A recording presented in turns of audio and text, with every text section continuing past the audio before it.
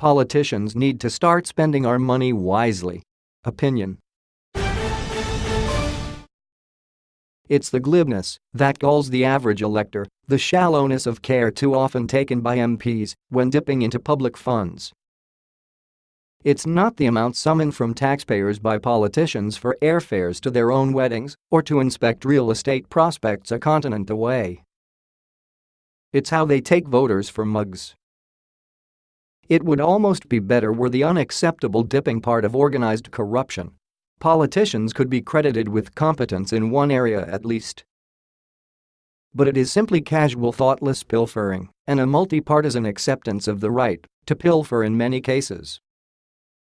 A significant number of MPs have and do treat public funds as sacred and take the hair-shirt approach to spending them.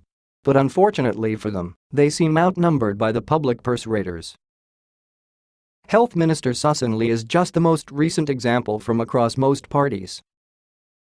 And it is just one instance in a series which has sped up the defilement of trust between electors and the people they elect. It is a startling example of how voters are given the mug treatment and a spotlight on the debasement of political authority and faith. Susan Lee has set jarring performance indicators without hitting the taxpayer for an airfare. She was much too busy during the election campaign to attend the long-scheduled, nationally broadcast health policy debate, becoming the first health minister since 2001 to dodge it. Not that she was tied up by work elsewhere. The shape of Medicare was a central campaign issue, but was the subject of just 2 Lee press releases during the campaign and 7 of her tweets. She was reluctant to travel to talk to voters about Medicare. If only the health debate had been held on the Gold Coast and not the National Press Club in Canberra, Ms. Lee would have been in territory almost as familiar as hometown Albury. The ABC is reporting the health minister, in varying capacities, visited the resort playground 20 times in 3 years from 2013.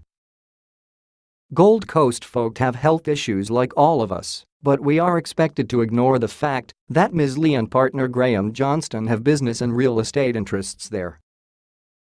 They also have social connections, which could explain why Ms. Lee flew to the Gold Coast for New Year's Eve on 2013 and 2014. There's not a big call for ministerial health consultations on New Year's Eve anywhere, but the mugs were expected to accept she was there on official business. Well, the mugs are revolting by downgrading their respect for all elements of the political structure, but particularly the MPs and senators themselves. They are turning to outlying political operators, such as Pauline Hanson, who is almost certain to be just as disappointing. And the more Lee episodes which appear, the greater the difficulty in getting economic and social changes accepted by the voters, who are tired of one-sided entitlement shedding.